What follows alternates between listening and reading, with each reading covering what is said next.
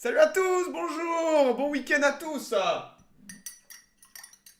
Bon, Tengri n'est pas là, il avait des obligations ce week-end.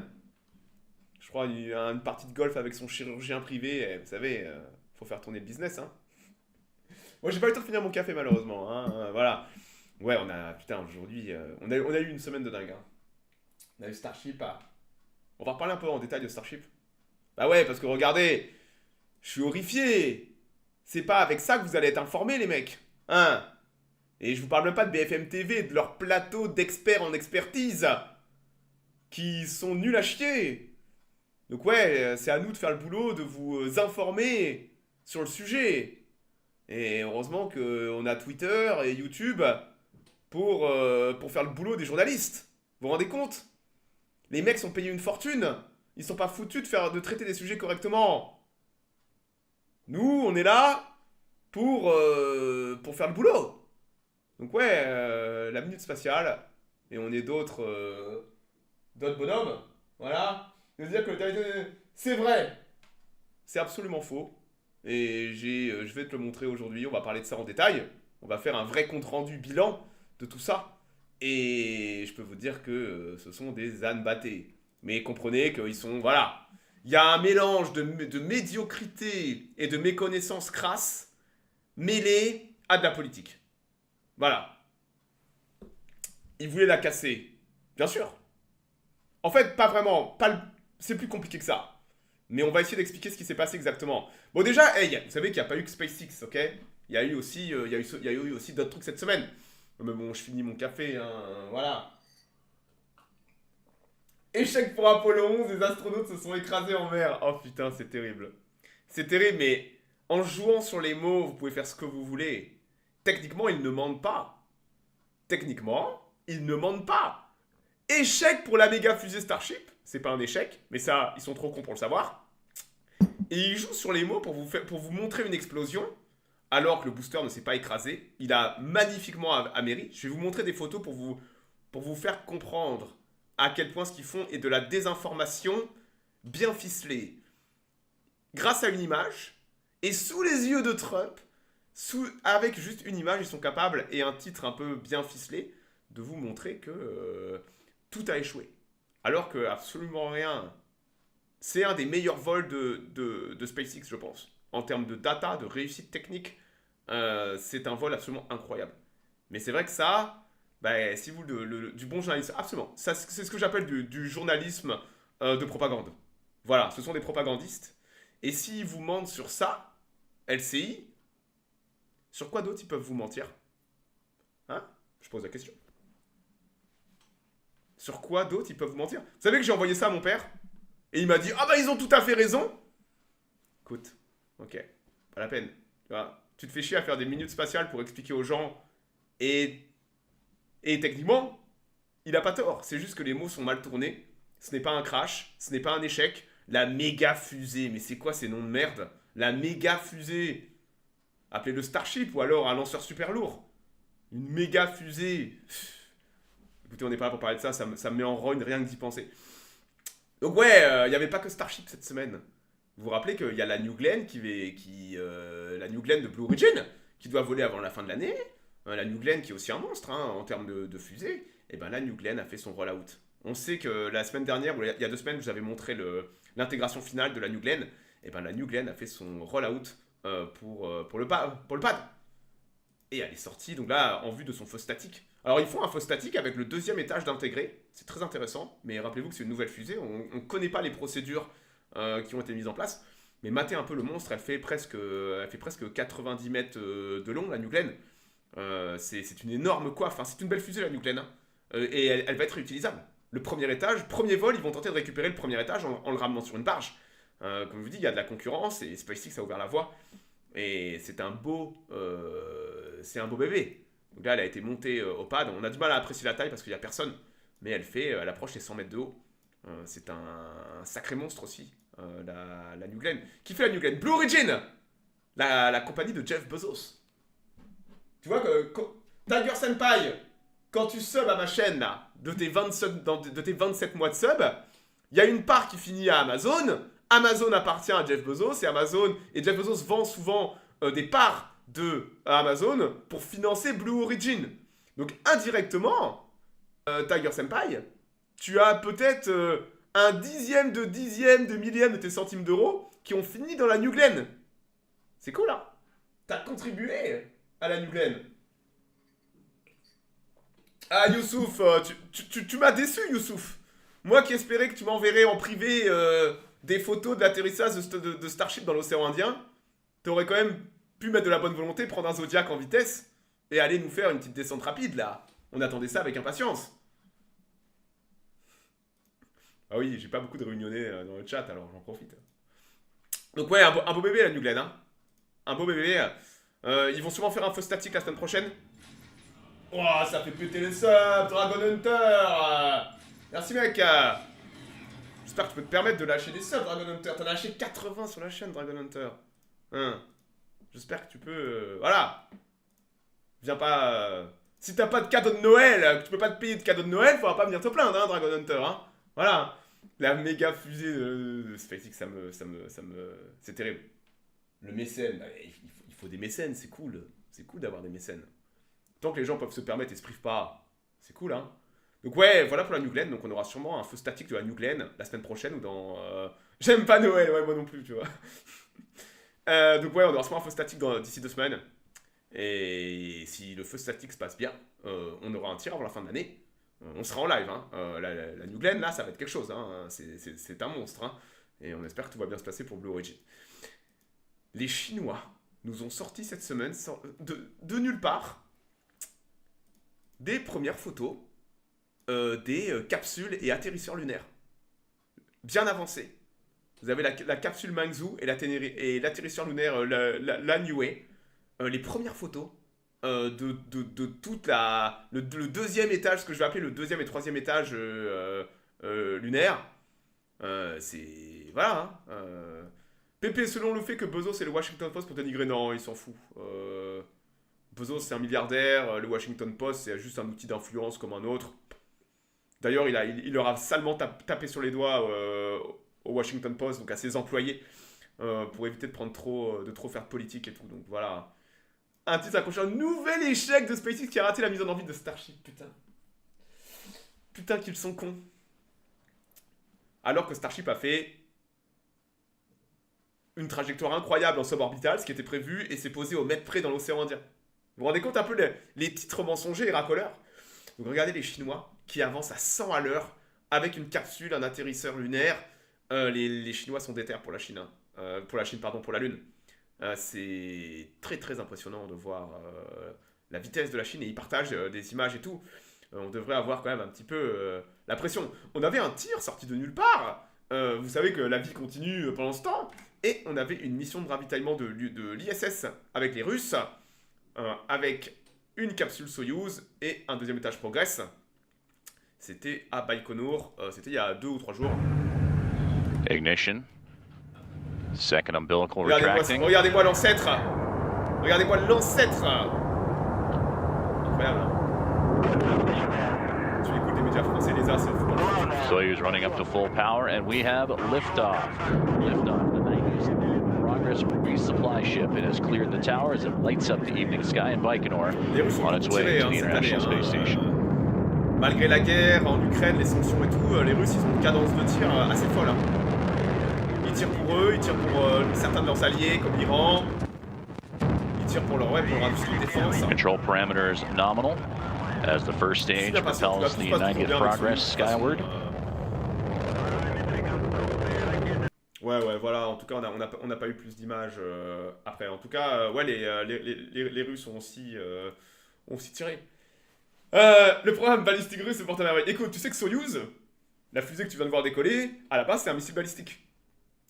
C'est un missile balistique, mais les Russes n'en ont pas voulu parce que il fallait mettre des ergols liquides dedans. Et mettre des ergols liquides, c'est trop long. Donc les délais d'alerte étaient trop longs. C'est pour ça qu'on aime bien avoir des missiles solides, parce que ça part très vite et vous pouvez tirer rapidement. Donc au final, ça a fait une excellente fusée. C'est la fusée qui a été le plus tirée de l'histoire de l'aérospatiale, Soyouz, et il continue encore de la tirer. Elle va être là encore pour plusieurs années. Bon, passons à la semaine folle de SpaceX maintenant. Vous savez que SpaceX, on a tous vu le vol de Starship. Donc c'était mardi soir. 1800 tirs, ouais, dans ces eaux-là, ouais. C'est de la folie. Et vous savez que c'était... Moi, j'ai suivi ça, mais ils ont tiré 4 fois en 48 heures. Hein, le vol de Starship. Ils ont tiré 4 fois en 48 heures. 3 Falcon 9, dont 2 tirs privés, 1 Starlink. Et après, ils ont remis une couche avec Starship. Ils ont tiré d'absolument tout leur pad. Ils ont tiré plus en 48 heures que l'Europe en 2 ans. Qu'est-ce que vous voulez que je vous dise?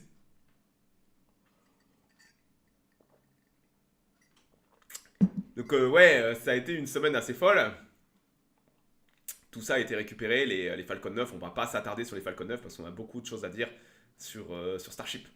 Donc ouais, on va reparler du 6e vol de Starship, un peu en détail. On va revoir un peu tout le début du vol, je mettrai des pauses. Et je vais vous expliquer 2-3 trucs. On a eu beaucoup de nouvelles, vous pouvez vous en douter. Les informations sont processées, on a de la data qui arrive, SpaceX fait de la com. Et on a commencé à avoir pas mal de retours de ce qui s'est passé, pourquoi ils n'ont pas récupéré le booster. On a eu aussi pas mal de nouvelles vidéos qui sont arrivées. Voilà, donc on est quand même pas mal renseigné sur tout ça. On va re-regarder le vol. Donc le vol qui était en décalé. D'habitude, on a des vols le matin. On a toujours des vols le matin au Texas, heure locale. Mais là, ils voulaient faire un amérissage dans l'océan Indien de jour. Donc il fallait qu'ils décalent le tir. Et c'est vrai que ça a son importance parce que les images sont absolument incroyables de la réentrée de Starship. On ne pensait pas qu'il allait survivre à la réentrée. J'ai des photos, vous allez voir pourquoi on pensait qu'il n'allait pas survivre. Ils ont joué avec le feu pour essayer de le casser. Ils n'ont même pas réussi à le casser. Ce machin est d'une solidité à toute épreuve. Vous savez, moi je me rappelle d'une époque où des gens disaient que s'il manquait une tuile sur Starship, il n'arriverait pas à re-rentrer, à faire sa réentrée. Les mecs ont mis des tuiles de n'importe comment et tout, avec des tuiles en moins. Ils ont enlevé 2100 tuiles pour ce vol. Le machin, il est réentré crème. Ah, il est un peu carbonisé, mais il est réentré, quoi. Donc ouais, on va se refaire un petit peu le vol. C'est parti.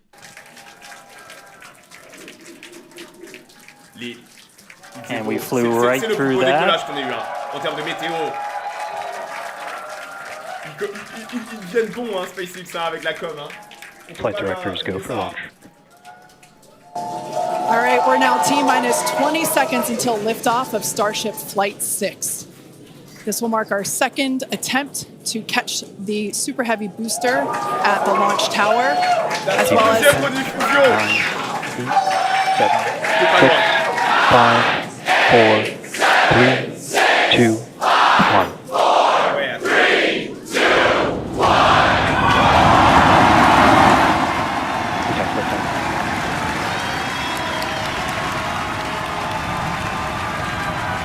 Incroyable à la vue, hein. Pas un nuage, temps parfait. Il y a eu un déchirement complètement. Moi j'en suis, j'en connais, ouais, c'est compliqué. Hein. Vehicle is pitching downrange. Tous les Raptors allumés. Booster Raptor, chamber pressure nominal. Tous les Raptors allumés. Les Raptors ont prouvé leur fiabilité maintenant. Au début, ils ont eu beaucoup de problèmes avec les Raptors en termes de fiabilité, de rallumage et tout. C'est une époque révolue, ça. Les Raptors maintenant mataient un peu les engins. Ça éteint, rallume, plus aucun problème de Raptor, c'est assez... Booster and ship, avionics, power and telemetry nominal. Ça décolle tellement vite, tu sais que là, ils ont mis à 100% les thrusters très très tôt et ça a eu des conséquences, sur le pad. Donc on a, comme je dis, on sait plus de choses maintenant. Et ouais, ils ont eu des problèmes parce qu'ils ont mis la wash, la gomme. We're just a little over a minute maximum into flight. dynamic pressure. We're about 6 miles away, so all the sound's still hitting us here. Hearing good call-outs that power telemetry nominal. La N1 n'est jamais allée en orbite, ni même en suborbital. La N1 n'a même jamais fait un hot stage et une séparation. Il y a combien de la surface qui est couverte par les tuiles? La surface, je peux pas te dire. Maximum aerodynamic pressure, that max Q. Je peux pas te dire la surface exacte. Au niveau tuiles, on est à plus de 10 000 tuiles. Now, coming up Et là, pour ce vol, ils in avaient viré 2100 a tuiles. little over a minute from now is going to be hot staging. So we're going to see L'espace pour the SpaceX, 6 bah regarde, hein, engines c'est 100 on the ship km. ignite while still L'espace, c'est la attached ligne to de the Kármán, booster. 100 Just km. before that, we'll Tu see regardes en bas à all gauche quand ils arriveront à 100 3 km center et tu mets engines ton on the chrono. booster shut down. In what we call MECO, it's most engines cut off instead of main engine. Avec les moteurs Raptor V2. Ils vont garder les V2 So while we jusqu'à continue to les watch it go V3. up, Les a Raptor lot of our V3 flight iront sur controllers Starship looking at all the V3. systems around the tower. Again, we have to send a manual command. Le hot stage. qui va bientôt arriver. Just about 30 Incroyable. seconds Regardez, away les from hot 33 staging. moteurs Raptor. Sidérant. Hein. C'est à ça que devait un peu ressembler la N1 avec moins de moteurs.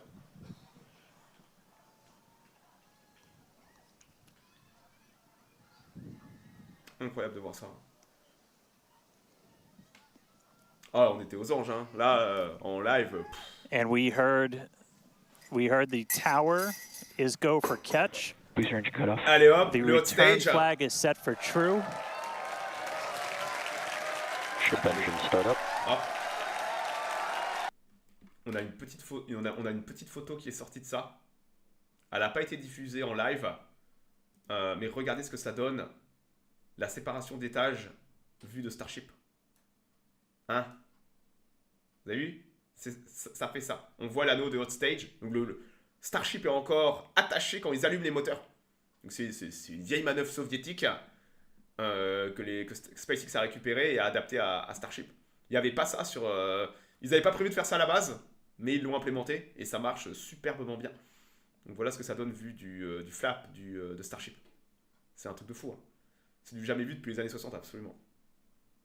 Il y avait un astronaute américain là, qui est en interview il y a 2-3 jours, il disait que ça allait beaucoup plus vite que le programme Apollo parce que SpaceX n'a pas les contraintes administratives et bureaucratiques de la NASA et que vous avez cette Elon Musk touch d'aller très très vite, quitte à casser de l'équipement et tout ça. Le hot stage est-il réutilisable? Non. Il le récupère. À quoi sert le hot stage? Ok. Le hot staging, c'est pour économiser du carburant. Pour faire simple, si tu sépares ton premier étage du deuxième étage, tu vas te dire, je vais rallumer le deuxième étage après, parce que le moteur peut péter le premier étage. Donc on met un hot stage ring, et en fait, on garde les deux allumés. Donc d'abord, tu éteins un peu le booster, t'allumes ton deuxième étage alors qu'il est encore accroché, et ça permet d'économiser du carburant en évitant une cassure de vitesse à la séparation. Pour faire simple, tu gardes toujours quelque chose d'allumé, et t'évites d'avoir une cassure au moment où tu vas faire ta séparation d'étage. La contrepartie, c'est que t'allumes, ça semble contre nature, parce que t'allumes ton deuxième étage, tu vois la puissance d'un moteur Raptor. Regarde comment c'est carbonisé et on va dire toasty, le deuxième étage. T'allumes ton deuxième étage alors qu'il est encore allumé, encore attaché au premier. C'est pour ça qu'on met ce qu'on appelle un hot stage ring, pour mettre un petit peu d'espace entre le premier et le deuxième étage. Et tu vas voir, tout à l'heure, ils vont larguer ce hot stage ring. Ils vont s'en débarrasser parce qu'il fait plusieurs tonnes et qu'ils se sont rendus compte que ça va impacter l'équilibre et les performances du booster. Voilà, donc incroyable hein, la photo là. Voilà, là ça on l'a pas vu en live, mais c'est ce que ça donne. Voilà. Donc là on est à 70 km d'altitude. Stage separation. All right, hot staging confirmed. Booster 6 out of 6 boost lit on the ship. Booster boost back going. We heard that we are go for catch. Kate, Jesse, take the views. Hopefully I got a booster coming home real soon. Alors là, on pensait encore qu'ils allaient peut-être le récupérer avec la tour. Wow, from our view here, Dan, great views of planet Earth behind that super heavy booster. Right now it is performing the Ship boost chamber back pressure burn. nominal. Good news there, telling us that the pressures inside the ship are good. That is the second stage or the upper portion of the vehicle. Follow along with the telemetry on the... Comme la N1, absolument comme la N1. Mais tu sais que... Je vais me répéter, mais... Starship et la N1 ont beaucoup en commun. La N1 était un design incroyable, mais les Russes n'avaient pas la qualité industrielle de la main-d'œuvre, ni les qualités de SpaceX pour tester les moteurs Raptor. Ce qui fait que les Russes mettaient des moteurs qui n'étaient même pas testés sur la N1.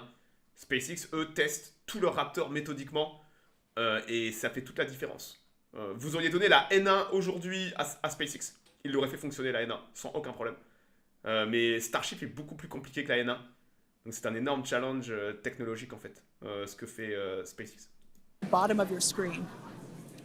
Yeah, booster is currently, Super Heavy is currently in its boost back burn. This boost back burn, Avionics power and telemetry nominal. this boost back burn lasts just a little bit over a minute. So we've got a little, approximately 30 seconds left. We've had shutdown of that boost back burn. Up next will be hot stage jettison. Donc regardez, ils vont larguer le hot stage.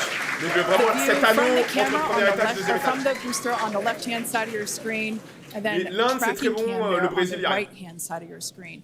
We'll see those great Regardez, hop, vous voyez l'autre stage à gauche? Là, le booster a aucun moteur d'allumé. Donc ça, le hot stage, c'est ce qui permet d'éviter trop de dégâts lorsque le deuxième étage s'allume au moment du hot stage. Donc là, il se débarrasse de l'anneau qui fait plusieurs tonnes et qui va finir sa course à la flotte. Le vol 5, ils ont récupéré l'anneau qui était juste tombé au large de Boca Chica à la flotte. Booster offshore divert. And we can also see that the hot stage has been jettisoned. Yes, visual confirmation of that there on your screen, which is great. Now the next Starship is following a nominal trajectory. The next step for booster is going into that landing burn. Non, Again, it'll encore light vous up allez essayer de 13 récupérer. of those engines and then pare down to 3 engines right before booster catch. All right, now just real quick, we did hear the call out, booster offshore divert. Voilà. Unfortunately, that means that we are no-go for. Donc là, à ce moment-là, je vais essayer d'expliquer. Tout ce que vous avez là est automatisé, d'accord? Il n'y a aucune action humaine dans tout ce que vous voyez là. Souvent, on se dit que c'est peut-être des gens qui pilotent les trucs et tout, machin. On sait pourquoi ils n'ont pas récupéré. Ouais, absolument. Je vais te l'expliquer là. Laisse-moi le temps. Tout est automatisé. Pour faire simple, pour tenter une récupération du booster comme le vol précédent, vous avez des milliers de systèmes qui font des check-up entre eux, vous voyez. Donc la tour fait un check-up, communique avec le booster, et ils font... donc il y a une communication de données. Il y a des programmes informatiques extrêmement complexes qui font ça. D'ailleurs, je vous invite sur Twitter à aller suivre la nana en charge de tous les programmes informatiques de SpaceX et de développement. Ils sous-traitent avec une autre boîte et elle disait attends, notre programme a marché, putain, on sait même pas comment. Mais voilà, c'est des programmes extrêmement complexes. Et vous avez, s'il y a quelque chose qui ne va pas, automatiquement, donc tout ça, c'est des procédures qui ont été développées par SpaceX de si ça marche pas, qu'est-ce qu'on fait avec le booster? On va pas l'envoyer se cracher comme des bourrins. Donc en fait, là, ils ont deux choses. C'est si tout est bon, bah, la dernière fois, vous l'avez vu, le booster retourne à la tour avec une tentative de capture. Si ça va pas, si le programme informatique dit il y a un souci quelque part, eh ben, on va l'envoyer se faire un amérissage doux en mer. Le but n'est pas d'essayer de le cracher, mais de le poser en mer le plus délicatement possible. Voilà. Et qu'est-ce qui s'est passé là? C'est qu'ils ont eu, quelque part dans tout le programme, quelque chose qui a dit non, on veut pas. Et il s'avère qu'on sait pourquoi. Ou en tout cas, on suppose très fortement. Le décollage a été très rapide parce que SpaceX a mis la gomme sur les Raptors très tôt. Et ça a eu des conséquences sur le pad. Et entre autres, quelqu'un a noté que la tour, vous voyez, la tour de communication au-dessus, ça permet à la tour de communiquer avec le booster. Et la tour a été endommagée. Là, il y a 2-3 jours, on les a vus mettre des échafaudages et tout pour la réparer. Et la tour a été endommagée au décollage par le souffle du booster. Le bras aussi rétractable qui permet de charger les ergols. Et on suppose que... Et ça a été confirmé après par Musk. Le booster n'avait absolument aucun problème. Le booster a fait d'ailleurs un amérissage absolument parfait. Le booster était en pleine forme. C'est le diagnostic de la tour qui a dit non, on a un problème avec la tour. Et Musk a dit, on aurait pu tenter y aller quand même, mais on n'a pas voulu prendre le risque de casser. Voilà, mais toutes les datas étaient dans le vert pour la tour et les chopsticks, mais ils avaient un problème de communication avec la tour. Donc on suppose que c'est simplement un petit problème, qu'ils vont résoudre, hein, mais c'est des vol tests. Ça permet d'identifier ce genre de soucis, donc c'était un point faible, sûrement la tour de communication qui a pris cher, sûrement qu'ils vont réparer, renforcer, et voilà. Donc ouais, au final, à ce moment-là, c'est les programmes informatiques du booster qui ont dit « Ok, on n'arrive pas à communiquer avec la tour, on annule la récupération et on va les se poser en mer. » Ça, c'est des procédures qui ont été prévues. Il y a zéro improvisation dans ce que vous avez là. Alors, la dernière fois, ils ont eu la chance, tout était dans le vert, ils ont récupéré le booster, incroyable. Et là, ils ont pu tester une nouvelle procédure qui est l'annulation par la tour du booster.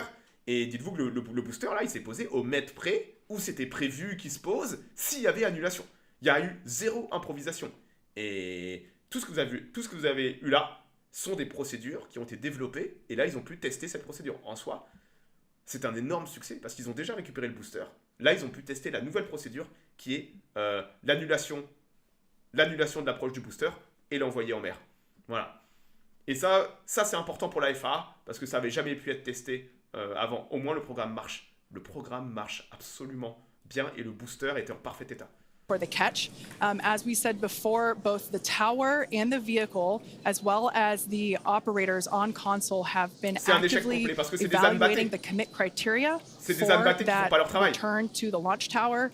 And unfortunately, we did not have a pass on those commit criteria, so we are no-go for tower catch. And we did mention that we're constantly ouais, le problème des journalistes, c'est que ça prend du temps de s'informer. Moi, ce que je fais là, c'est sur une semaine, je récupère tout, je compile tout et puis je vous le rends buvable. Mais ça prend du temps de s'informer. Et les journalistes, ils veulent pas faire l'effort. Parce que c'est du boomer qui regarde et que les boomers, ils veulent pas être informés non plus, ils veulent juste qu'on leur serve une soupe dégueulasse de ce qu'ils veulent entendre. Là, le booster, donc à ce moment-là, ils le savent déjà, le booster le sait, le booster il rentre pas à la tour. Là, ils vont le poser au large, ouais, à quelques kilomètres au large. Voilà.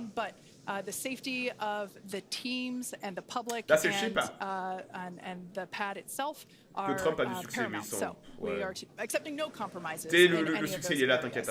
Exactly, and we're still going Regardez to le get booster. a lot of good. Vous voyez Boca Chica en bas? With booster even, but especially with ship, again we have an additional objective. Vous voyez Boca là? To do an incroyable là. Là, le booster va se poser tranquillement. Et on a vu après, vous allez voir, mais le booster fait une réentrée incroyable et tout est parfait pour le booster. Vous savez que même le booster est en meilleur état que le vol précédent. Le vol précédent, le booster il a ramassé à la fin. Là, le booster était en parfait état. Donc c'est vraiment la tour qui a morflé au décollage. Mais ils auraient pu rattraper le booster sans problème si la tour avait dit oui. Là, c'est la réentrée. So we have seen this before, and it is still very fun to watching it come down for a soft splashdown off the Gulf Coast of Texas. We can see it there re-entering. We saw earlier those grid fins. There are 4 hypersonic grid fins. Or we can see that the landing burn has begun. Oh, allez, là la flamme elle fait presque 300 mètres. Hein. Au moment du rallumage, hein. Regardez, et là, il vient se poser parfaitement. Donc c'est pas un crash comme vous dit LCI, c'est un amérissage programmé absolument impeccable. Forcément, il a explosé après parce que vous avez encore beaucoup d'ergols à bord. Ok, donc là vous avez eu l'explosion après que vous montre LCI. Regardez, attendez, je vais vous la mettre. Le booster, en effet, forcément a explosé. Parce que vous avez énormément de méthane et d'oxygène liquide encore à bord. Vous voyez? Donc LCI, pour eux, vous avez vu ce que je viens de vous expliquer? Ils vous disent que c'est un échec, c'est pas un échec. Ils ont testé une nouvelle procédure. S'ils avaient pu le récupérer, ils l'auraient pu, mais au final, n'oubliez pas que ce booster, il est obsolète. Ils ne l'auraient pas fait voler, même ils s'en foutent, SpaceX. Il y a déjà B14 et B15 qui attendent. Donc perdre le booster n'est pas grave. Sous les yeux de Trump est tellement révélateur de leur politisation. Ok? Quand je vous dis, n'écoutez pas ces gens-là. Et allez voir des gens qui connaissent mieux le sujet ou qui prennent, qui prennent un peu le temps de potasser le sujet. Vous voyez ce que je vous ai expliqué là en 15 minutes? Mais ça prend du temps de l'expliquer. Et eux n'ont pas le temps, ils veulent faire du buzz. Donc ouais, le booster en effet a explosé juste après. Sauf qu'il a explosé, donc ça a l'air impressionnant là quand on vous montre comme ça. Vous avez vu, boum! N'oubliez pas que Starship est incroyablement solide. Je vais vous montrer autre chose. Je vais vous montrer une vidéo qui est sortie aujourd'hui.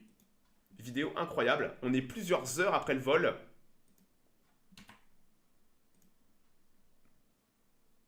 Regardez. Pas mal le crash. I see 2 hooks up, so it's working, no stop. I see 2 hooks up, so it's good, so no stop. Propre, hein? I see 2 hooks up, so it's working, no stop. I see 2 hooks up, so it's good, so no stop. Ils ont pas retrouvé le booster. Regarde! Regarde l'état des boosters, ce n'est pas beau! Oh, laissez Timothée tranquille, le pauvre. Même les moteurs ont l'air intacts et tout.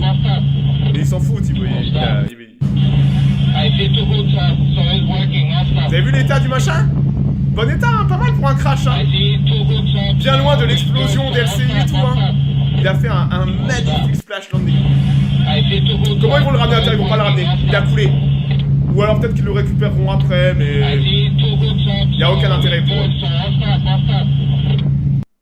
Donc ouais, truc de zinzin quoi. Hop là. Ouais, très impressionnant. Très impressionnant de voir qu'ils ont été capables de faire ça. Hein et donc le booster était en bon état. Il a cassé en deux au niveau de l'explosion. Mais toute la partie inférieure, là, il flottait encore hier. Mais il était dans un sale état, il a commencé à se casser et tout. Et il a sûrement coulé. Peut-être qu'ils enverront leur bateau le récupérer. On sait que parfois, ils récupèrent tout. Mais ouais, il était en très très bon état. Hein, donc bien loin du crash que LCI nous dit. Crash, explosion et tout, ok. Ce qui a été fait là est très important pour SpaceX en termes de valider certaines étapes de sécurité de si la tour ne peut pas rattraper le booster. Et le booster a parfaitement obéi à tout le programme et tout ça. Donc ouais, c'est... Eux, à SpaceX, auraient préféré récupérer le booster. Nous, visuellement, on aurait aimé qu'ils récupèrent le booster. Mais à la fin de la journée, eux ont pu tester autre chose. Et récupérer de la data sur autre chose. Ce qui n'est pas un mal en soi, mais c'est vrai que visuellement, on aurait aimé qu'ils récupèrent le booster. Voilà. Hop. Awesome once again. So we'd like to confirm a water landing once again for the Super Heavy booster.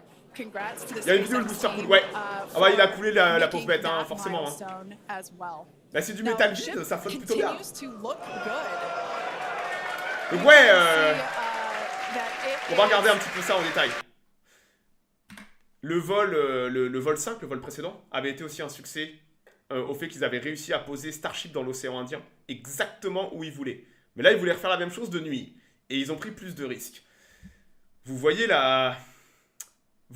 le bouclier thermique, donc ce qui rentre dans l'atmosphère. Donc forcément, vous avez un bouclier thermique parce que les contraintes thermodynamiques sont folles en termes de chaleur et de frottement. Donc vous mettez un bouclier thermique. Il y a plus de 10 000 tuiles sur Starship. Sauf que là, ils ont déjà réussi à faire tout ce qu'ils voulaient. Donc ils se sont dit, on va aller un peu plus loin et on va voir jusqu'où il peut aller, entre autres sur les flaps. Donc on va lui faire une trajectoire plus agressive, pour qu'il y ait plus de frottement, plus de chaleur. Et regardez à gauche, vous voyez où était le bouclier avant? Vous voyez les tuiles? On voit l'emplacement des anciennes tuiles. Ils ont viré 2100 tuiles des flancs. Pour faire simple, ils préparent Starship V2 parce qu'ils vont avoir un système d'accroche. En fait, ils veulent récupérer Starship avec la tour. Ça, on va bientôt l'avoir. Ils veulent que Starship fasse une orbite, revienne sur Terre, et ils veulent le récupérer avec la tour. Le problème, c'est que le système d'accroche, potentiellement, serait là où il y a des tuiles. Donc ils se sont dit, on va simuler que c'est un Starship V2 qui va faire une réentrée, et on va essayer d'enlever les tuiles, voir jusqu'où on peut aller. Pour faire simple, ils ont totalement allégé le bouclier sur les flancs, et ils se sont dit, bah, on va le tester au maximum, il va sûrement casser, mais on va voir. Donc ils ont pris des risques énormes pour voir jusqu'où ils allaient pouvoir amener. On va aller un peu voir la... Ah oui, bah regardez. Hey, vous pourrez dire que vous avez vu la première charge utile d'un Starship. C'est la première charge utile d'un Starship, c'est une banane. Voilà. C'est beau, hein? Première charge utile d'un Starship. Mais ouais, donc on avait très peur que la réentrée, ils survivent pas. Les photos sont assez incroyables. Oula. On va aller un petit peu... Regardez ça. Les images sont folles. Ouais, on a vu le flap qui a pris cher et tout. La réentrée a été extrêmement brutale. Surtout avec le bouclier en moins. Je veux dire, tout le flanc du ship était exposé. Alors l'avantage, c'est qu'ils utilisent de l'acier inoxydable. L'acier inoxydable a des bonnes propriétés de résistance à la chaleur. Contrairement peut-être à du carbone et tout. Et je vais vous montrer une autre petite vidéo. Ils vont encore... faire une tour. Attendez. Hop, hop. Il faut encore une tour pour récupérer le Starship ou ils vont le récupérer ailleurs. Alors déjà, ils auront 2 tours. Et c'est pas improbable que par exemple, MDR, l'expert, mais putain mec, Timothée, j'ai baisé ta frangine ou quoi pour que tu sois aussi salé, hein? L'expert en expertise. Le pauvre Timothée, putain, j'ai pas envie de le ban, il a un joli pseudo, mais... Mec, il faut écrire avec des arguments. Comment s'est passé le rallumage? Très bonne question, j'avais oublié, mais une des étapes importantes du vol, c'était le rallumage d'un moteur Raptor. Vous savez qu'ils ont jamais... Mais t'es drôle, tu as zéro sérieux. Ben oui, mais c'est le but. Timothée, je suis un clown. Je suis un clown expert en expertise. Tu vois? Tu es tellement convaincu de ce que tu dis. Et en plus, j'argumente, contrairement à toi. Donc tu vois, si tu viens me dire que j'ai tort et que je dis de la merde, essaie d'argumenter. Parle-moi un petit peu du processus des moteurs Raptor. Hein? Comment ils les testent et tout ça? Tu vois, c'est bien beau de dire que les autres sont cons, mais moi au moins, de l'acier inoxydable. Mais c'est de l'acier inoxydable. Starship est fait en acier inoxydable. Timothée. Hein? Tu sais ce que c'est de l'acier inoxydable en termes d'alliage? Tu sais le prix du kilo de l'acier inoxydable? Non mais c'est intéressant parce que YouTube est superbe et Twitch aussi. Pauvre Timothée, zéro argument, mais laissez-le tranquille. Je t'adore, et moi aussi mec. Mais si tu veux discuter, argumenter d'un sujet sérieux, et peut-être que je dis des conneries, tu sais, peut-être que t'as raison Timothée. Peut-être que je dis beaucoup de conneries. Mais dans ce cas-là, il faut venir avec des arguments et me dire où j'ai tort. Et comme ça, bah, tu vas me faire changer mon avis, tu vas m'apprendre des choses. Et pareil pour le live. Voilà. J'ai fait ma pergola en visserie inox. Bah figure-toi que Starship est en acier inoxydable. C'est pour ça qu'il est aussi lourd. Tu vois, Timothée, le problème de Starship, c'est qu'il est incroyablement lourd à cause de l'acier inoxydable. Alors que s'il mettait du carbone, tu vois, s'il mettait du carbone, Starship serait super léger. Tu vois? Donc le problème du carbone, c'est que ça coûte 90 $ le kilo. L'acier inoxydable, si tu as travaillé avec, ça fait 3 $ le kilo. Donc pour SpaceX peut se permettre d'acheter énormément d'acier inoxydable et avoir les avantages de l'acier inoxydable. La contrepartie, c'est que bah, il faut de la puissance. Vous avez vu, je suis quand même patient et sympa. Hein. La plupart des streamers, ils l'auraient ban instant. Hein. Mais bon, il faut être sympa avec les gens. Quand vous êtes sympa avec les gens, écoutez, ils ont le droit d'avoir leur avis. Et voilà, il faut être sympa avec les gens. Essayez d'être sympa. Bon, écoutez, voilà, Timothée, passe une bonne journée, ok? Puis voilà, si je dis de la merde, bah je dis de la merde. Au moins j'essaye. Donc ouais, qu'est-ce qu'on m'avait demandé? Oui, le rallumage d'un moteur Raptor. Ils n'avaient jamais rallumé de moteur Raptor en orbite, ok? Et c'est vrai que là, une des grandes étapes pour eux, c'est passé un peu sous les radars pendant le vol, mais ils ont rallumé un Raptor brièvement pour voir. Et ils ont fait ça pendant quelques secondes. Hop là! Ils ont rallumé un moteur Raptor en orbite. Donc un des moteurs du ship. Et c'était la première fois qu'ils rallumaient un moteur Raptor en orbite. C'est propre, hein? Et ils étaient très contents du résultat et ils ont vu que bah, le Raptor fonctionne bien. Bah oui, ils n'avaient jamais rallumé un moteur Raptor aussi haut. Donc ça leur a permis sûrement, eux, de récupérer toute la data. Vous avez vu que la data passe bien, hein, on est en 4K en orbite avec Starlink. Et donc ouais, ils étaient très très contents de ça. Et après, ouais, bah, on a eu la réentrée très sportive. On va aller voir les flaps. Oh là là là. Et on a récupéré le jour de l'océan Indien. La réentrée était vraiment super. À chaque fois, on avait eu malheureusement de nuit la réentrée. Regardez le flap. Vous avez vu le flap? Le flap là à gauche qui est en train de fondre. Qu'en est-il du boom sonic? Le boom, il n'y a pas eu de souci avec le boom de réentrée. C'est pour ça que... Pourquoi ils n'ont pas rallumé un airvac? C'est une très bonne question, Youssouf. Je me suis posé la même. Pourquoi ils n'ont pas plutôt essayé de rallumer un airvac? Je sais pas, je pense qu'ils voulaient juste... En fait, ils l'ont allumé pendant un très court instant. Je pense qu'ils voulaient juste voir si déjà ça se rallumait et récupérer la data. Et que... En fait, ils voulaient pas avoir la propulsion. Ils ont dû l'allumer au minimum. Allumage, data, et ils l'ont éteint. Ils voulaient pas avoir les avantages d'un airvac d'allumer, sûrement. Tout simplement. Donc, regardez le flap. Bah ouais, ils sont sur une trajectoire qui est... SpaceX qui fait sauter toutes les autorisations grâce à Trump. Bon, écoute, tant mieux, hein. Tant mieux, hein. Ils nous emmerdent, ils nous emmerdent, hein, tous les environnementalistes à 3 balles qui ralentissent le progrès, hein. Et voilà, hein. Fuck them, hein. Qu'ils aillent voir ailleurs si on est là, hein. Qu'ils aillent sur Blue Sky se plaindre. Donc ouais, belle petite réentrée. Try and correlate that to any of the sensors or data that we have on the vehicle. Exactly. That is why we shifted our launch window so that we could have that daylight in order to improve our observations of the vehicle. So not only are we getting all the raw data from all the sensors that are on board Starship, but we also have multiple cameras and assets out there that are watching the vehicle and will also be able to tell us with Le this trafic visual story marin, that is also les very, very important. croisiéristes. Il y a plus important. Hein. And as we get down a little bit lower, the Raptor engines are in 46 their km. will come down kind of in that Oh là là. slightly pointed down. Regardez le flanc du ship. Vous voyez là où il aurait dû y avoir les tuiles? Là où il aurait dû y avoir les tuiles, vous avez vu comment c'est carbonisé? Le flanc du ship. Bah, j'ai une vidéo d'un mec qui a compressé tout ça. Regardez. Et il l'a mis en... Bah ouais, à l'endroit où il y avait les tuiles, bah, c'était un point de chaleur majeur. Regardez bien la vidéo. Donc ça, c'est compressé sur plusieurs minutes au moment de la dilatation. Pas mal, hein? Attendez, je vous le remets. Hop.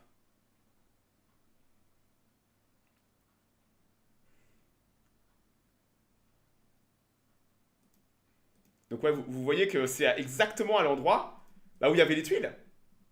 Il a pris un coup quand même, il a pris un énorme coup. Ils ont failli le casser, hein. Fallait pas que ça dure plus longtemps, hein. Fallait vraiment pas que ça dure trop longtemps la réentrée, hein. Et vous avez vu, il y avait le flap qui est en train de lâcher, hein. A new power is rising. Donc, Spalkeus, merci pour les 4 mois, mec. Ah ouais, sport, hein. En tout cas, solide de métal. Bah, c'est Timothée me parlait de l'acier inoxydable. Merci l'acier inoxydable qui a aussi d'excellentes performances de résistance à la chaleur. Voilà. Donc ouais, on va retourner voir la fin du vol. La réentrée dessus l'océan Indien était absolument incroyable. On va avancer un petit peu jusqu'à... Regardez. Il fallait vraiment pas que la réentrée dure plus longtemps. Hein. Et déjà là, on s'est dit, ok, il n'y a pas un morceau de flap qui a disparu, comme on avait déjà vu. Il n'y a pas un morceau de flap entier qui a mis les voiles. Mais ça commençait à faire la gueule. Hein. Tu penses que le booster 2 avec le Raptor V3 pourra rester au contrainte... Ouh là là, le booster. Alors en fait, le V2 n'aura pas de Raptor 3. Les Raptor 3 vont arriver plus tardivement. Hein. Les Raptor 3, ils commencent tout juste à les tester. Donc les Starship V2, donc le booster V2 et le Starship V2, qu'on voit déjà, seront encore en Raptor V2. Le Raptor V3, je pense, mais c'est pas sûr, on les verra pas avant Q3 ou Q4 2025. Ils vont encore... ils vont mettre du temps à arriver. En termes de développement, en tout cas, parce qu'on les voit en exploser quelques-uns à McGregor de temps en temps. Donc on est encore bien loin d'avoir un Raptor 3 parfaitement fiable et opérationnel dans un Starship. On est encore assez loin. Plus de 6 mois au moins. Donc tout ce qu'on va voir encore là... Et vous avez vu, le Raptor V2, il tourne bien. Le Raptor V2, il est incroyablement fiable. Ils n'ont aucun souci avec les Raptors et tout. Donc ouais, regardez l'état du flap. Oh là là là là. Donc ouais, là, il fallait que ça s'arrête. Hein. Le chip là, il était à bout de souffle. Vous avez vu comment il était carbonisé sur les côtés? Voilà, à bout de souffle. Hein. Et Filou, merci à toi de prendre le temps de regarder. Voilà. Donc là, il se pose au large de l'Australie. 6 mois chez SpaceX, ouais, je sais. Est-ce qu'on aura un homme sur lui d'avoir la Star Citizen? Oh, terrible. Oh, terrible. To be expected, we knew that attendez, the je vais décaler ma would sale perform gueule. differently than what we had seen on Flight 5. This is actually really good because it tells us what parts of the vehicle at this. Donc ouais, d'habitude ça, il faisait nuit quand on a eu ça, parce que on était l'océan Indien, c'était la nuit quoi. Écoutez, ouais, j'ai pas envie de parler de la SLS et du coup d'adaptation du pad, c'est absurde. Donc ouais, là, 36 km, 4600, ils ont fini les contraintes thermodynamiques. Regardez l'état du ship. Regardez comment il est carbonisé sur le côté et tout. On se demande comment il a tenu. Hein. Ils ont essayé de le casser, hein. Véritablement. Ils ont essayé de le casser. Ils y sont pas arrivés. Il est solide, le machin. Parfait état. It's just a scratch. It's just a scratch, mais... Non, là, il était à bout de souffle. Il était vraiment à bout de souffle, mais... À bout de souffle, mais il va aller, vous allez voir exactement où il est censé aller, quoi. Même les flaps avec un peu de fondu. gonna be a nice bonus if it happened, but it's not really in our Un peu de scotch, expectations c'est bon, allez. today. On connaît l'épaisseur de la coque, absolument. we really wanna Il me push the semble, hardware, je as me we've rappelle been plus. saying, Je vais pas te dire de bêtises, but mais really the telemetry and on the connaît data l'épaisseur. and On a les the datas video that we receive de all the l'épaisseur de way la to coque. the end is truly what we're looking for and will help inform the Solide future comme mon designs ex, oh putain. of this vehicle. We could see some flap movement as the camera is moving around. That's what you're seeing there is the flaps adjusting. Donc là, le but était de refaire comme le vol précédent. Mais des pirouettes, c'est le minimum. Bah oui, c'est ça, la fusée, elle fait des pirouettes. Hein. Vous imaginez même pas les contraintes dynamiques quand il fait à 500 km/h le belly flop extrêmement rapidement. Oh là! Si cela a chauffé à l'intérieur, le fait qu'on n'ait pas eu de la banane à l'intérieur, je tends à penser que ça a dû extrêmement chauffer à l'intérieur et que la banane elle a dû cramer. Donc là, le chip qui descend 17 km. Là, c'est une manœuvre qu'on connaît. Hein. Il descend parallèle au sol et il va se mettre verticalement en rallumant les. Alors là, ils ont rallumé 3 moteurs puis 2 moteurs. Moving slower than the speed of sound, you can see that nose slowly start to tip down. And we're gonna try on voit que c'est bien carbonisé sur le côté. Hein. Vous avez vu là où il aurait dû avoir le bouclier. Et... Oh merde, c'est quoi?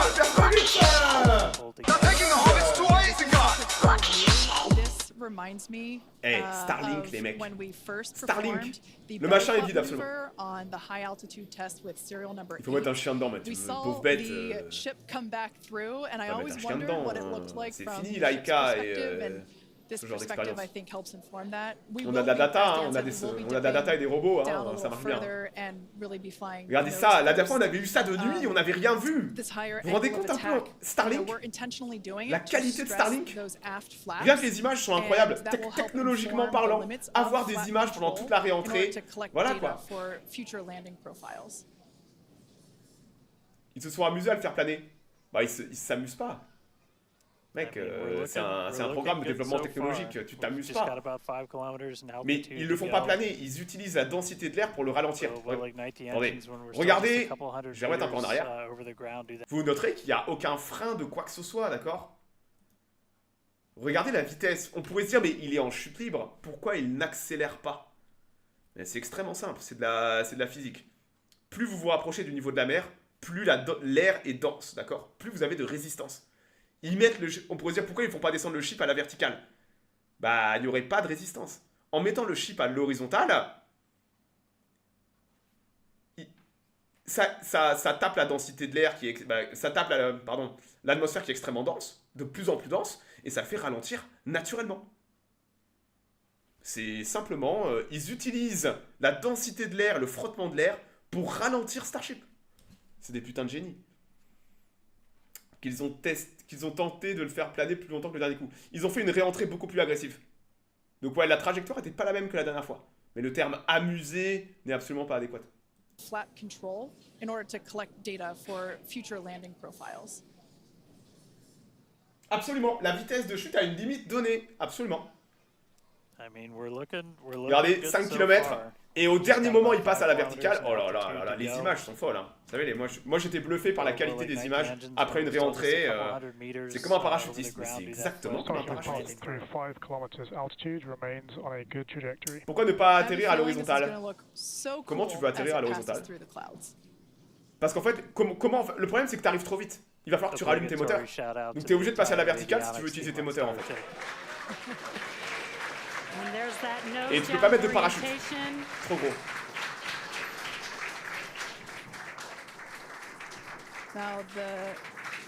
1 km, et là il va repasser à la verticale, allumer les moteurs. Regardez les flaps, le flap qui a... Est-ce que vous... Attendez. Vous voyez comment c'est carbonisé? Regardez les tuiles au niveau des flaps, comment elles ont ramassé leur mère. Même le chip, comment il a ramassé. On a une autre vue de caméra qui a été que SpaceX a montré hier. Donc j'étais super content qu'elle sortière. Oh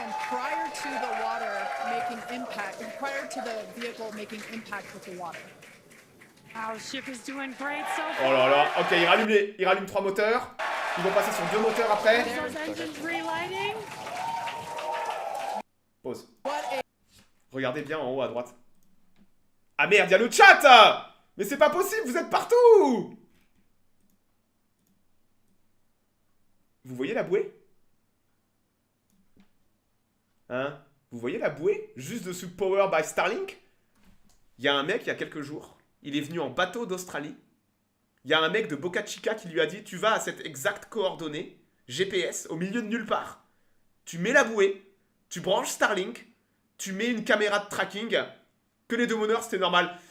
Alors, d'abord 3 moteurs, après 2 moteurs, mais tu peux atterrir avec 2 moteurs si t'es à vide en fait. Voilà. Vous voyez le point rouge en haut, là, juste dessous Power by Starlink, c'est la bouée que le mec a posée. Il y a eu 2 bouées, une lointaine, une proche.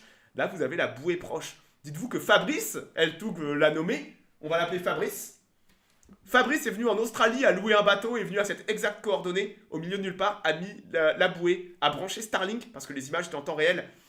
Et donc Starship, malgré qu'il se soit fait péter la gueule, avec son bouclier amoindri, ses vieilles tuiles, c'est peut-être le frangin de Youssef, hein, en bateau ça va vite. Hein. Et Starship est arrivé au mètre près. Regardez ça, c'est incroyable. Avec un flap à moitié carbonisé, il est arrivé au mètre près, juste devant la bouée. C'est fou. A great reorientation by Starship. Donc là, c'est une bouée lointaine. Il y avait 2 bouées. All 3 down to 2 into the water. Et il atterrit tranquillement. Malgré le fait qu'il se soit fait péter la gueule. Donc ouais, c'est incroyable que malgré le traitement qu'ils lui ont mis, il soit parvenu à atterrir exactement là où il fallait. C'est fou. C'est fou. Moi j'aurais pensé peut-être que les flaps allaient casser. Donc s'il y a un flap endommagé, par exemple le vol 4, le flap était endommagé, il avait atterri à 8 km des bouées. Vous voyez? Parce que... rien à voir avec Fabrice et Bouée, hein, mais voilà, le flap était endommagé. Donc ça vous donne un petit peu le merdier, voilà. Donc la question c'est, on sait qu'ils savent le poser avec des pieds, mais SpaceX ils veulent les récupérer avec la tour. Donc vous aurez 2 tours à Boca Chica, mais ils veulent récupérer Starship, ils ont vu que ça marche bien avec le booster, ils veulent l'amener ils veulent récupérer le ship, là, au lieu de le poser. Comprenez que le poser au sol, ils savent le faire. Il y a des jambes et il y a de l'hydraulique. Tu as vu la dernière vidéo, elle arrive. Il y a des jambes et de l'hydraulique. Ça fait du poids, d'accord? Vous imaginez là, 5 jambes avec tout le système hydraulique pour les descendre, c'est du poids. C'est peut-être 1 tonne, vous voyez? Si vous amenez... C'est le même principe avec le booster. Souvent, je vois des gens qui me disent pourquoi ils ne mettent pas des jambes sur le booster. Le poids. Ils veulent... Quand vous faites du spatial, la course au poids. Chaque gramme compte. Donc ça coûte moins en poids de ramener Starship à la tour et attraper par les chopsticks que de le poser directement au sol. Donc ouais, et hier, on a eu la vue de la bouée proche. On va aller la voir. Attendez, il faut que je la retrouve. Tac. On va faire ça. Voilà. Ça, c'était... Donc ouais, ils l'ont montré hier. Elle n'a même pas 24 heures la vidéo. Accrochez-vous. C'est absolument fou. Donc là, c'est pris de la bouée, la petite bouée rouge, vous savez là, que Fabrice est venu poser. Il y a même le...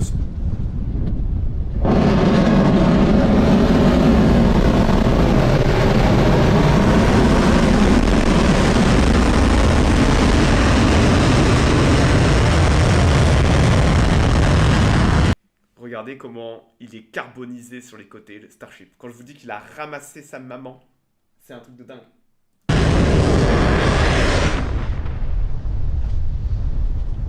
Pas mal, hein? On va le refaire. On va le regarder 2-3 fois. Ouais.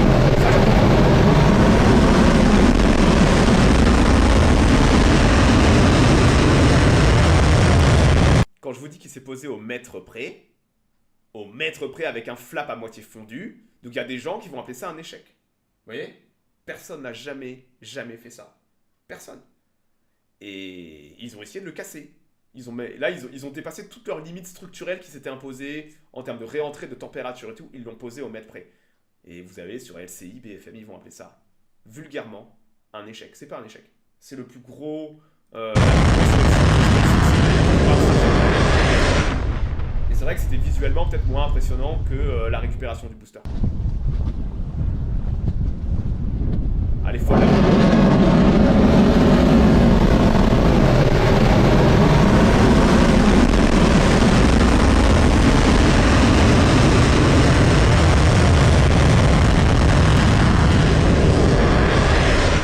Si ça c'est un échec, regardez-vous dans un miroir et contemplez peut-être un échec. Parce que si... J'aimerais bien avoir des échecs comme ça tout le temps. J'aimerais bien, moi, dans ma vie, avoir des échecs comme ça plus souvent. Donc ouais, ça vous donne un petit peu le merdier. Hein. Donc attendez, j'ai des belles photos. Hein. J'ai des belles photos, regardez ça. Les photos étaient folles. Hein. C'est les 33 moteurs Raptor, là. Donc ouais, c'était la fin du V1. On n'aura plus de Starship V1. Le prochain Starship qu'on verra, peut-être en janvier ou en février, sera Starship V2.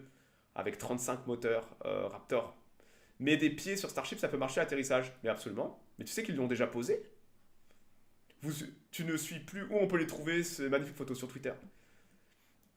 Tu sais que Starship se pose... Alors attendez, je vais prendre le temps de vous remontrer un atterrissage de Starship. Donc c'était il y a plusieurs années, quand SpaceX testait, je crois que c'est Starship, c'est S11...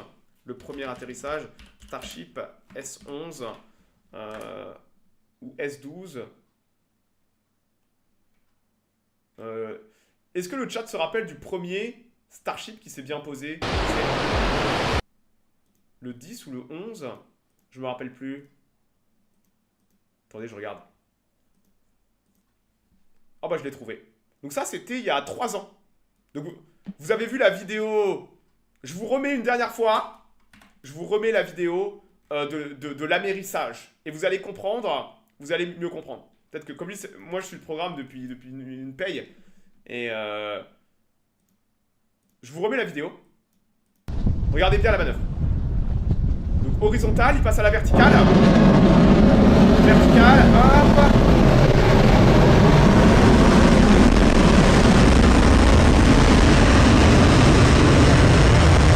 Pause.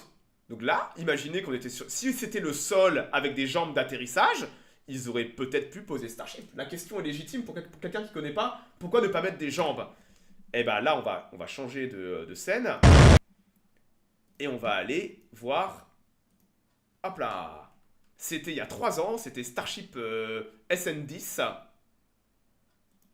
Donc là, c'est une... highlight. 2. Il y a la musique, merde. C'est pas grave.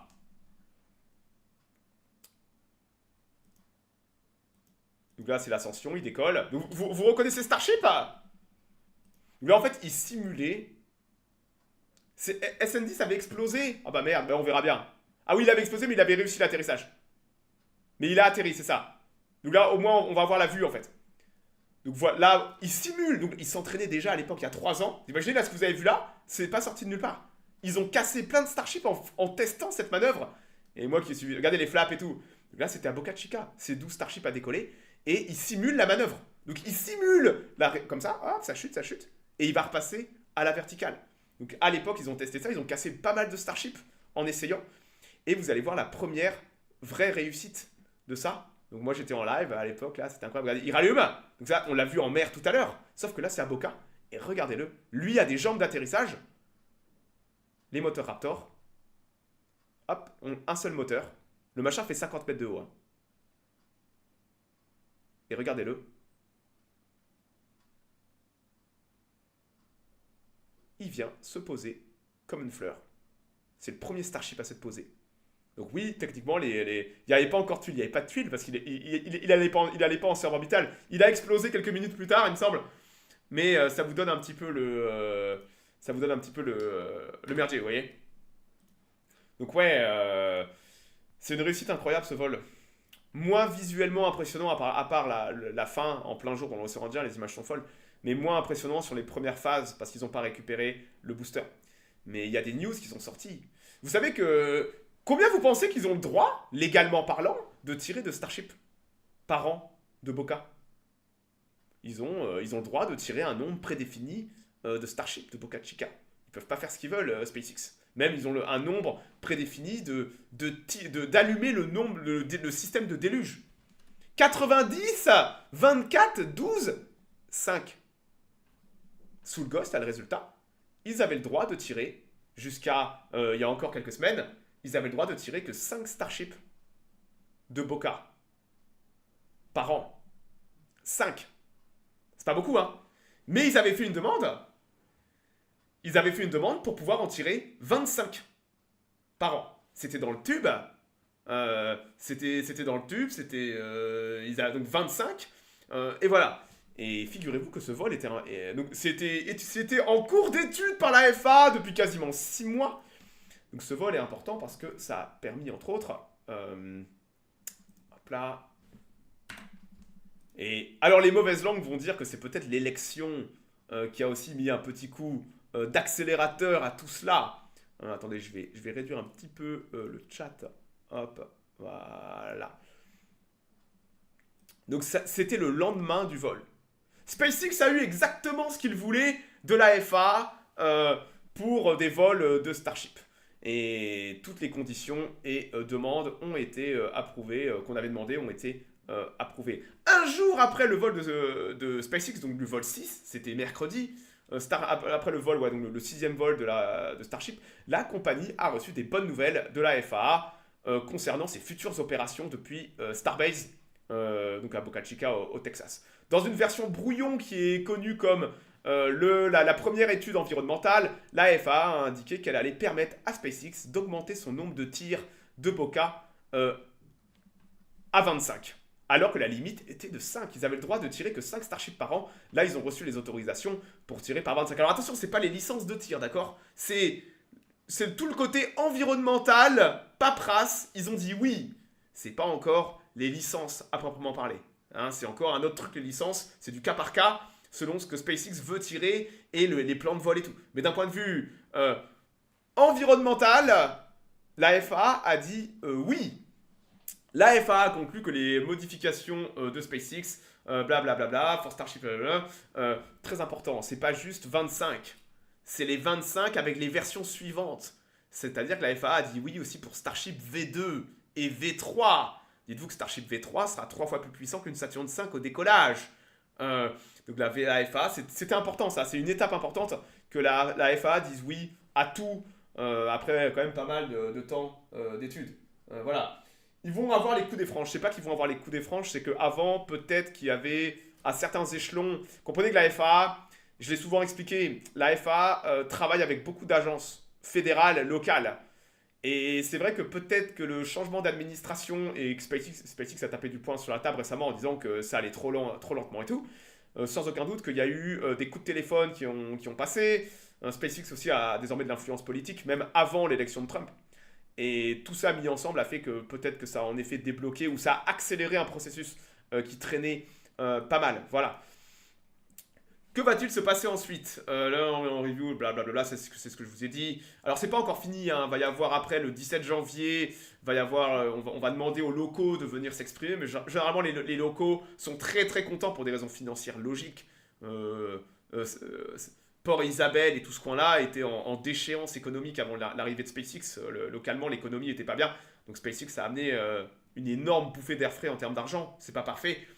Ça a attiré certains prix vers le haut de l'immobilier et tout ça. Mais ils injectent énormément d'argent SpaceX dans le coin. Donc je peux vous dire qu'à part quelques grincheux, les gens sont très contents d'avoir SpaceX dans le coin. Écoutez ça, c'est très intéressant. Vous vous rappelez que je vous avais dit que pour charger ça demande des quantités folles d'ergol en méthane liquide, en oxygène liquide. Je vais vous ressortir, attendez, je vais aller récupérer mon... il y a quelques chiffres intéressants qui sont sortis. Comme vous dites, ces études-là, elles sont publiques. Hein. Vous allez sur Google, vous trouvez les 158 pages de l'étude. Hein. Moi, je m'étais tapé les 140 pages de l'étude, c'était en 2021 et tout. Au secours, hein. Mais vous pouvez les trouver. Hein. Tout est transparent. Hein. Attendez, je vais aller trouver Tir Live. Donc, ouais, il n'y a aucune infrastructure sur place pour produire le méthane liquide et l'oxygène liquide. Donc, voilà ce qu'il faut pour charger un Starship V1. Chaque carré, c'est un camion-citerne. Donc, il faut 14 camions-citernes pour charger en tout, pour le système entier.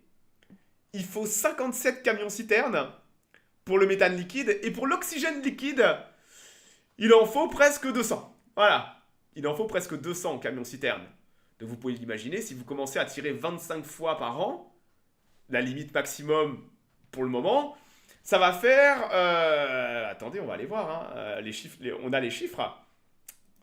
On a les chiffres, ça fait près de 23 771 camions annuellement. Et il y a aussi l'eau, hein. J'ai pas pris en compte l'eau, donc si vous rajoutez en plus l'eau, avant ils étaient à 6000 camions par an. Avec la nouvelle norme environnementale qui a été accordée, ils vont monter à 23 771 camions par an, ce qui fait, moi je suis allé faire les maths, 70 camions par jour, un peu moins, entre 60 et 70 camions par jour. Donc va y avoir, rien que là au niveau bouchon et tout, va falloir peut-être penser à installer une usine de désalinisation pour faire l'eau sur place, et peut-être commencer à mettre des pipelines pour amener directement l'eau et tout ça. Peut-être du méthane liquide ou peut-être faire de l'oxygène liquide sur place. SpaceX va désormais, voilà, je ne vais pas rentrer dans le détail de tout l'article, mais c'est une énorme avancée pour eux en termes de futur en fait.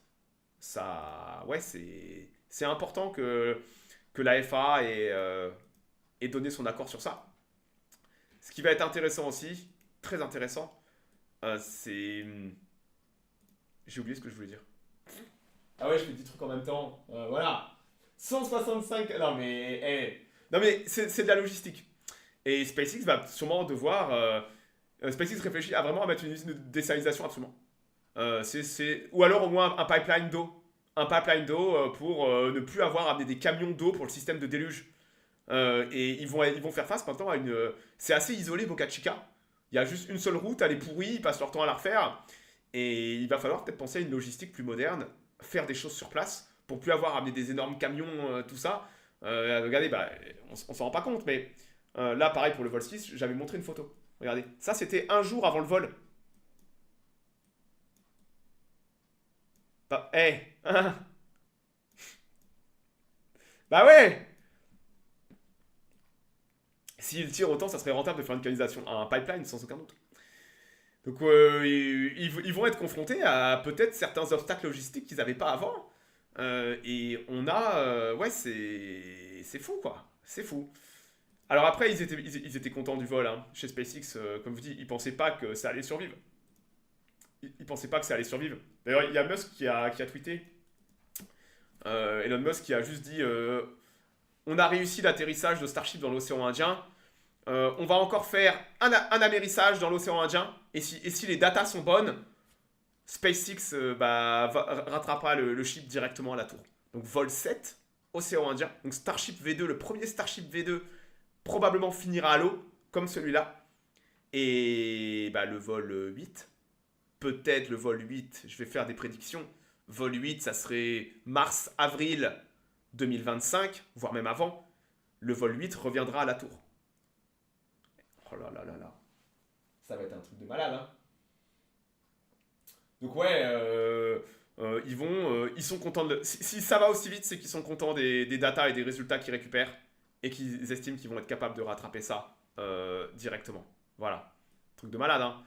La V2 aura sûrement déjà la prep pour le catch tower, je pense que oui. Je pense que le V2, comme dit Skyros, aura déjà J'ai vu un système intéressant d'un mec qui théorisait que l'accroche sortirait directement du métal. Voilà. Donc, à voir. Avec le Boca Chica et Elon Post, non. Musk s'est beaucoup calmé sur ses timelines. Depuis 6-7 mois, tout ce qu'il dit à un mois près se passe environ. Donc, ouais, à moins qu'il y ait un problème, ou alors qu'il y ait un souci, ou voilà. Par exemple, que le vol 7 se passe pas bien du tout, ce qui est toujours une probabilité. Ça serait pas déconnant du tout. Ils arrivent maintenant à amener le ship, ça fait 2 fois qu'ils l'amènent au mètre près dans l'océan Indien, ce qui veut dire qu'ils sont prêts à le ramener à la tour, sans problème. Voilà. Donc ça va être intéressant de les voir essayer. 25 vols, hein. On a eu une année incroyable pour Starship, mais l'année prochaine, ça va être un truc de malade. Il y a un monde où ils vont tirer 20 Starship l'année prochaine. Ils vont avoir 2 pads.